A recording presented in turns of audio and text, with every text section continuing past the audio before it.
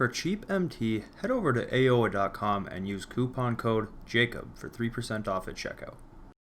Season 3 of NBA 2K21 Myteam is coming to an end. Today, I want to go back and look at the entire season, kind of review it as a whole, and see what happened.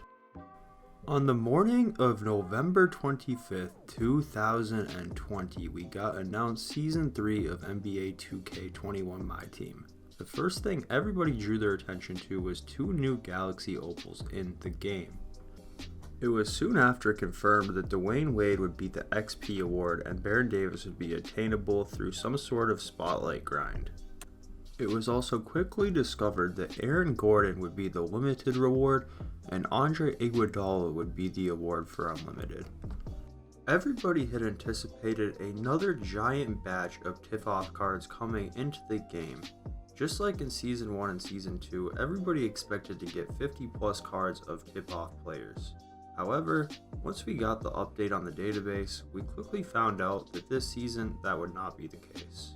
Once the update hit the database, we could see that we were not getting tip-off packs, but instead, all we got was the original cards that were coming into the collection for the season, along with a new set of Idols packs, which featured Kevin Durant and Michael Jordan.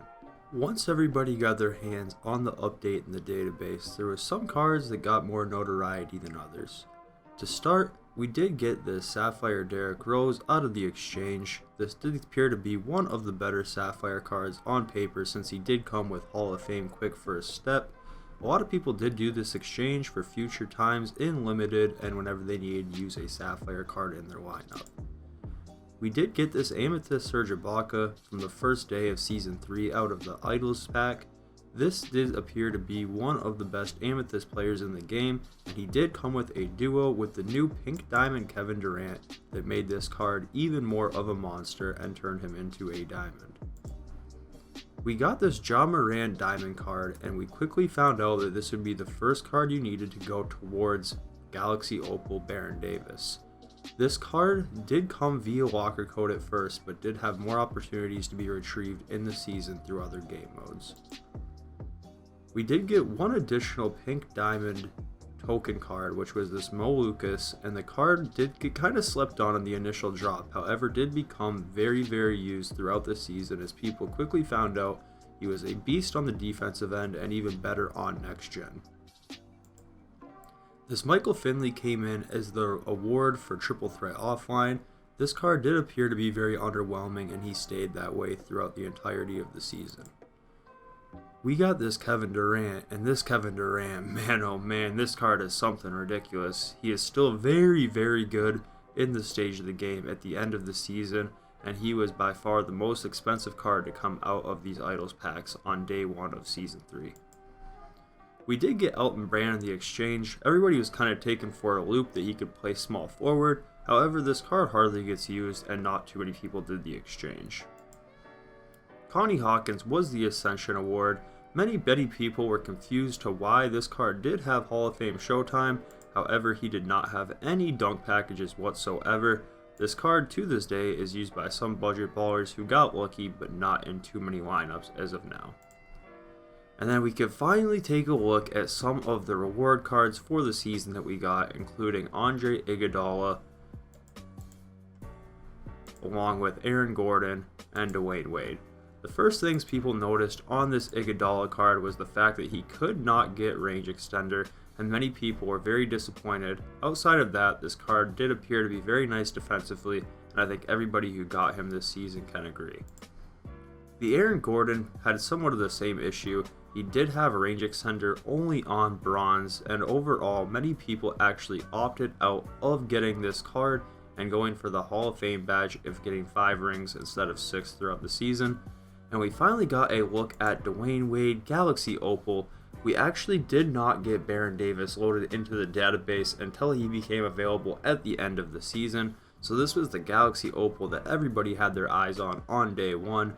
Everybody saw this card, did appear to be very nice on paper. At the time, nobody really paid attention to the fact he did not have Showtime dunks. They later did get updated, but the biggest thing people turned their attention to was the fact his release timing was on normal, so everybody wanted to see how that jump shot would look on that timing speed in the game. Most people did get pretty excited for this card as Dwyane Wade was one of the best players in 2K20. Controversy did ensue as many players got their XP agenda level reset on day 1. MJ's worked his way all the way up to level 15 on day 1 of the season and it got reset to level 1. My level got reset as well. In a 2K newsroom post, they said that there would be levels 41 through 45 this season, however that never came to fruition, and with 2 or 3 days left in the season it looks like that will never be a thing. 2 days later, on the 27th November, 2K dropped this batch of cards. This also kicked off their first ever MyTeam Festival. The MyTeam Festival was essentially just a weekend where they put out a bunch of old cards in the token market and also gave out a bunch of locker codes. It actually seemed to be pretty nice for newer players, but for experienced players it did not do a whole lot. 3 days after that, they added in agenda challenges for Triple Threat Offline. You had to win 100 games to unlock this Phil Chenier. Most of these cards are not all that great, but many people did go ahead and get them just to do their XP.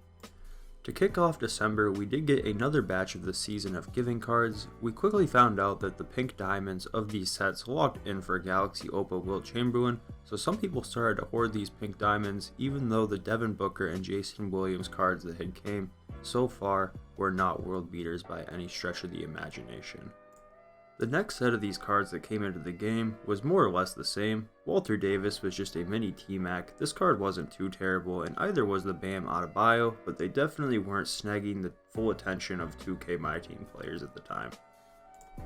But in the meantime, we did get a glitched flash promo. This one consisted of Pink Diamond Giannis. The night before, 2K posted on Twitter that Pink Diamond Giannis was in the game, which caused people to sell their Diamond Giannis very quickly and panic. However, this Pink Diamond Giannis is very, very good, but he just isn't what he was hyped up to be, as his 3-ball did not increase that much, and many of his other stats were not up by a whole lot. However, this Pink Diamond Giannis does have quite a few more badges than the Diamond Giannis, and a few other nice cards came out of this set, including Rudy Gay, Rudy Gobert, Jamal Crawford, and Tyler Hero. A few of these other cards, such as Gerald Green, were nice to have in your lineup as well. And Iman Shumpert and Morris Peterson were released through agendas and limited, and these went towards the Galaxy Opal Baron Davis card. The next season of Giving batch did come. This Pink Diamond Dirk got Hall of Fame range, but everybody hated the card. The big highlights of this was not only a couple budget ballers in De'Aaron Fox and Eddie Jones, but this Wayne Embry that came out into the Triple Threat Vault was absolutely insane. Many people started grinding out Triple Threat Offline, just absolutely crazy rates, winning as many games as they could as fast as they can to try and get this Wayne Embry, as to this day, in my opinion, he is one of the top centers in the game. We then did get these Triple Threat Online rewards. You had to win 50 games to get Diamond Kiki. These cards were pretty mediocre as well, but most people did them because they were trying to push to get that Galaxy Opal Dwyane Wade, and these came with a decent chunk of XP tied to them. Anticipation was high as we seen this leaked picture on Twitter come out that featured Derrick Rose in a Cavs jersey and Dwight Howard in an Atlanta Hawks jersey for what looked like was going to be a new promo in MyTeam. When this picture came out, many people had their doubts as it kind of seemed like a weird promo. However, we did find out the next day that this was in fact a real promo, and we got double take packs in MyTeam. This set had some pretty decent cards, including Derrick Rose, Dwight Howard, and a few budget beasts like Hedo Turkoglu. The set did lock in for George Gervin, and most people did not lock in this set unless they wanted to get the XP from Gervin, as this card was kind of not all that crazy for a Pink Diamond lock-in. However, this Derrick Rose is a very nice card to this day, and in my opinion, still a top 5 point guard in 2K Myteam. Over the next week, we did get 2 more Season of Giving packs, one that featured Pink Diamond White Chocolate and Pink Diamond Joel Embiid. Both decent enough cards, nothing too wild though. Mostly people were picking those up to lock into Wilt for the future. We also did get this Pink Diamond Larry Nance added into the Triple Threat Online boards. This card is somewhat of a Giannis knockoff, kind of a spin-off of Giannis in a way.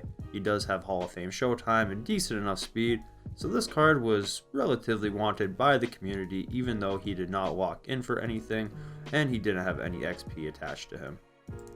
For the next promo, once again an international 2K account leaked the promo. We could see on this Deutschland 2K page that they did have plans to come out with a retro 2K promo that featured old cards from previous games. Nobody really believed this was going to happen, but sure enough, when we loaded up the database the following morning, the cards were in the game. Some of these cards had more anticipation than others. My favorite one was this Pink Diamond Paul George. This card came out and he is just a demi on both sides of the floor. Still using this card, is my starting small forward to this day.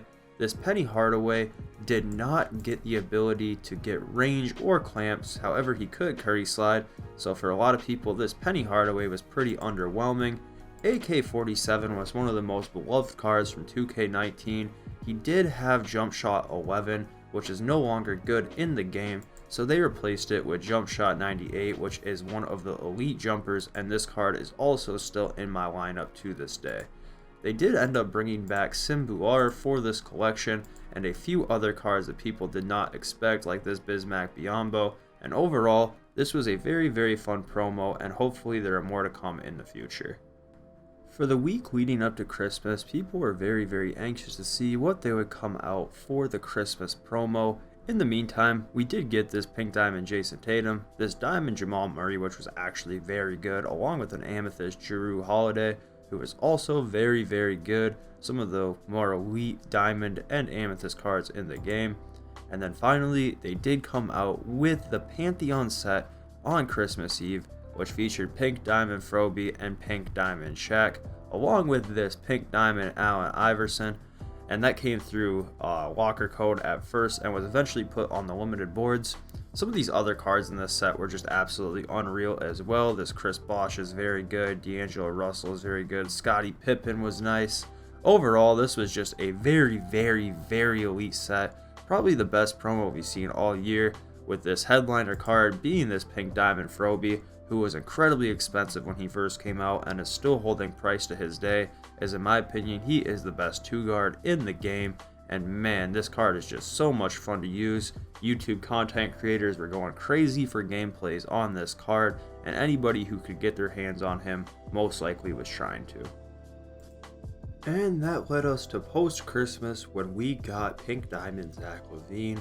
This card is very good as well. 2K was starting to truly show the power creep of cards by releasing this directly the day or two after Kobe. And this is a 2-guard that can curry slide, can get range, can get clamps, and overall, like, he's just a really good card. There's not much more to say about it. He is the second best 2-guard in the game in my opinion, and 2K really showed their hand by releasing him only 2 days after Kobe. And then finally, we did finally get access to the Galaxy Opal Baron Davis in the database when they came out with the next season of Giving packs. And a lot of people were kind of disappointed. He did not come with any Showtime dunks. He did come with Hall of Fame Showtime though, which didn't really make too much sense. He did not get Hall of Fame range, he did not get Hall of Fame clamps, and he only comes with 25 interior defense. So a lot of people expected this card to be the card that made Curry outdated. However, he simply wasn't that. He's just a very nice free Galaxy Opal. Probably a top 5 point guard in the game, but a lot of people were expecting for him to quickly take over as the best point guard in the game, but he just did not do that once people saw what he was on the database.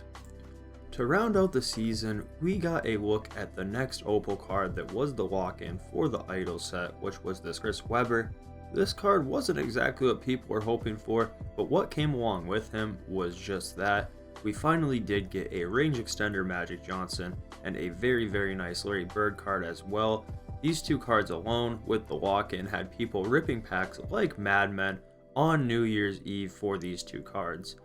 The thing about Magic is on current gen, he is not nearly as nice as he is on next gen, but people still really wanted at least one or the other of these two cards in their lineup, and quite a few people locked in for Chris Webber as the next 250k qualifier was just days away. And then last but not least, we got what appeared to be our last pack drop of the season, which was the final season of giving packs, which came with this Curry sliding defensive demon of Walt Frazier, and we finally got a look at the Wilt Chamberlain card.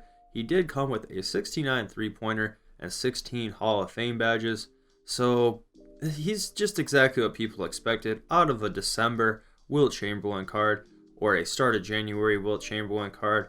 A lot of people are locking in for him, and I really don't blame him, and he is probably the best center in the game at this point in time, as long as you are able to hit with the jump shot animation set shot 17 that he does have.